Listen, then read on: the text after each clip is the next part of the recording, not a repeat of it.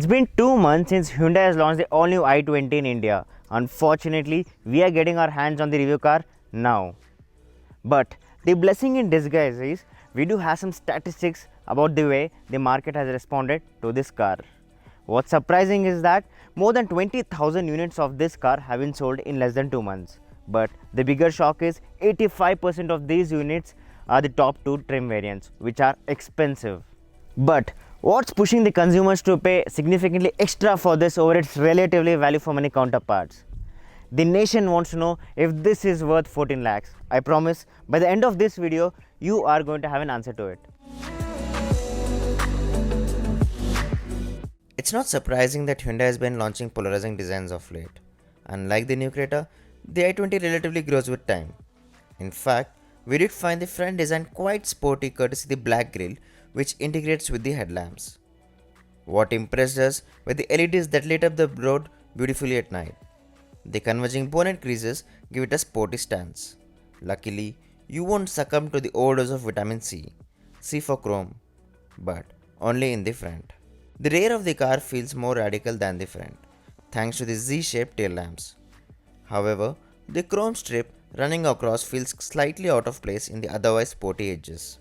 The side profile houses a lot of chrome and we think a gloss black finish would have made more sense. The rubber is wrapped in 16-inch wheels which are good but nothing that would drop your jaw.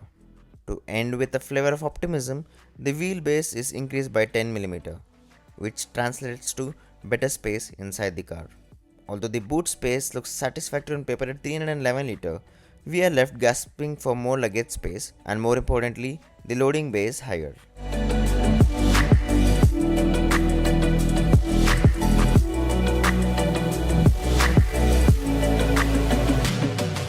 The interiors try really hard to put a white grin on your face, but the hard plastics in most parts of the cabin refrain from doing so. Thankfully, the dirt-friendly beige has made way for an all-black home inside. The 10.25-inch touchscreen infotainment system screams for attention, and it deserves it because it's effortless to operate and is fairly intuitive with the connected car tech. The Bose speakers on the Seltos and Sonnet let us down, and boy, they are just magical here. The bass is phenomenal and the vocals are crisp. You also get the air purifier, something that the sales champions at the showroom can boast off with. But on the downside, it eats up the real estate of a cup holder. While the steering wheel borrowed from Creta feels great to hold, the instrument cluster, which is inspired from Verna, however, feels way too radical for a mass market car. Thankfully, the Korean car maker did not take inspiration from the Magnite. So once you move to the rear seat of the all-new i20, you are spellbound by the space on offer. There's a lot of leg room, there's a lot of headroom, more than adequate, no problem on that at all. And in fact, the tunnel is not high enough. But unfortunately, 2 people will be more than happy here, and you can squeeze in the third person as a teenager. Absolutely no problem on that. And there is a rear center armrest. But I don't understand why at 14 lakh rupees we are not getting 2 cup holders at least in this rear center armrest, and it feels quite plain vanilla. So putting it back this way, yes, thanks to the sunroof, there's a lot of vitamin D that's coming inside the cabin of the i20, and it's making the cabin pretty airy. And if being ambitious isn't a crime, I really wish that Hyundai had roped in leather seats instead of the fabric here. Although the material is good, but yes, for that premium price tag, you do expect premium features. Last but definitely not the least, one thing if that's going to make you certainly happy in the tropical summers of our country are the rear AC vents. And we found the AC to be quite a bone chiller. It's really good, no problem on that. And this is going to translate here, and you're going to have a comfortable journey when you are traversing through the roads. If there's something to appreciate, Hyundai has used high strength steel and advanced high strength steel, which constitutes to 2/3 of the car, yet making it 100 kilos lighter than the earlier i20. However, if there is something that left us unimpressed was the rather flimsy build quality of the doors, which required good effort to shut, something that we did not expect from Hyundai. The new composition is not just great from safety perspective, but this has also translated to better high-speed behavior and driving dynamics of the i20, which was certainly void in the early generation. A big thumbs up to Hyundai on this. Once you step inside the plus new premium i20, you do feel that okay, you are stepped inside a premium hatchback because everything is so nicely laid out here. But the premiumness is limited when you try to adjust the height of the seat. You need to use the typical old Jugaad way of using the manual adjusting lever. I think Hyundai should have provided an electrically adjustable driver seat at least, because 14 lakhs is not cheap in no way. And it's talking about the visibility of the road ahead from the driver seat. Of course, you don't expect the compact SUV or the SUV kind of magic, but still, considering that this is a hatchback, it's fine. You don't feel like you're sitting inside a well or something like it happens in some of the sedans and hatchbacks. So before you start the i20, the first thing that you notice is the start stop button is neatly tucked behind the steering wheel, which is very good. And here we start the car. And the first thing that you notice is the NVH levels are controlled really well at idling. If I was given a chance to be ambitious, probably I would mistaken it for a petrol engine. Okay, that was too much, but yes, the NVH levels are very well controlled considering that this is a diesel engine. But yes, we will be having a drive now where we'll show you the NVH levels when we're driving the car. So the first concern that I had when I started driving the all new i20 was the clutch travel is pretty long, and considering that this car is going to be focused towards the city commute, I really wish Hyundai had worked upon and shortened the travel of the clutch. But having said that, it's smooth, it's butter smooth, so you won't find any struggle in operating it. Just that it's going to be slightly painful because of the travel length. So the engine is not unrefined in any way, but yes, once you cross the 2.5k, 2.6k RPM, and once you start getting slightly ambitious with your throttle input, you do realize that you are definitely driving a diesel engine. The vocals translate all the way from the engine bay to the cabin inside. Not sure if you're able to hear this, but yes, we are around 3500 RPM and there's a lot of noise coming in from the engine. The biggest improvement that I found in this i20 compared to the earlier i20 was the steering feedback. So this was one of the most awaited parameter for me to check out in this i20, because I was not at all happy with the steering feedback of the earlier i20. And I must say that until the 100 kmph mark, the characteristics are retained. The steering is super light. I mean, we are doing somewhere around 30 kmph and it's further light.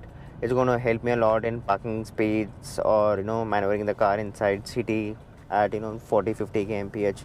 But once you start getting ambitious with the throttle input again, and when you're closing 70-80 kmph, you just expect that the steering gets slightly stiffer, but that doesn't happen very well.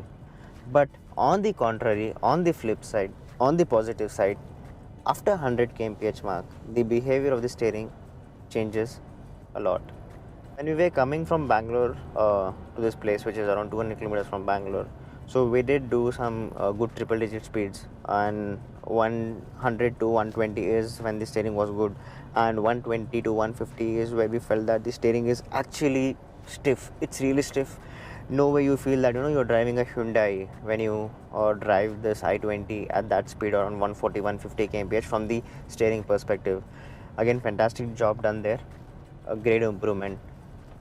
This is going to inspire a lot of confidence when you're revving the i20 diesel on highway at good triple digit speeds.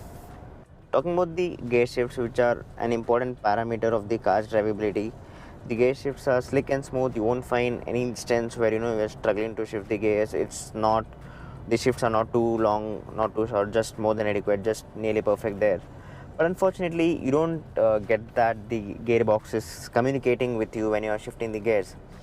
That's because it's just a boxy shifting mechanism. It's not that it's not like the Swift where you feel that yes, I just changed the gear, I have a lot of torque. No, you don't feel that. You don't get that feeling in this. Talking about last but definitely not the least, one of the most important parameter, that is the braking. Braking ability of the i20 was more than satisfactory. We did feel that there was a spongy effect in the brakes. It wasn't the most optimum of all. The i20 is powered by 2 discs in the front and 2 drums in the rear. It's fine. It doesn't matter much if it's drum or discs in the rear, because it all depends on how well they're calibrated. For example, I found that the braking ability of the Thar, which has 2 drums in the rear, better to be some of the cars which have discs, all 4 discs. For example, the XU5W itself. Yes, coming back to the i20, yes, there is a bit of spongy effect, and in fact there was an instance at night we were doing good speeds, good triple digit speeds. There was a car that was coming from front, and we had the headlight of the car on us. We couldn't actually spot a speed breaker ahead of us, and as and when the car passed, we did find that there's a speed breaker around 30 meters ahead of us. So I did apply all the brakes. I did apply the brake to the maximum potential of it, and the car actually failed to stop in time, and it just flew over the speed breaker. That was quite embarrassing. Not expected out of a premium hatchback, at least from Hyundai. To check the true bump absorbing capability of the new i20, we did drive it across some rigorous patchy roads of a countryside. While it did eat smaller potholes for breakfast, we did have to take things slowly over craters and speed breakers in order to enjoy a comfortable ride. Honestly, it exceeded our expectations because the benchmark was a firm ride quality exhibited by a typical Hyundai.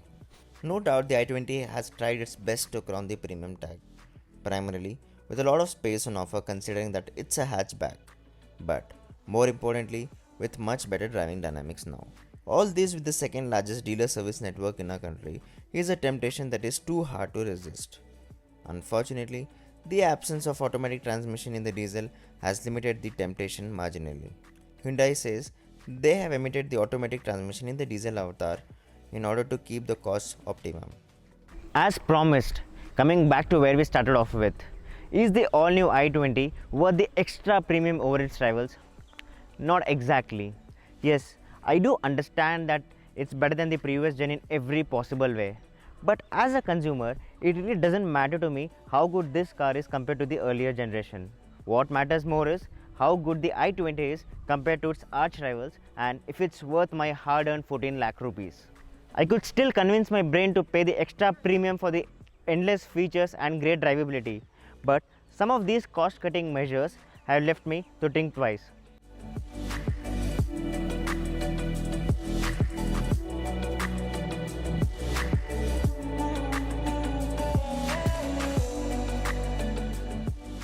But in case you don't mind paying the extra premium for a car that is a well all-round package, which drives well, which has a lot of features, which has a good service network, and more importantly looks good, in that case going to a Hyundai showroom isn't a mistake.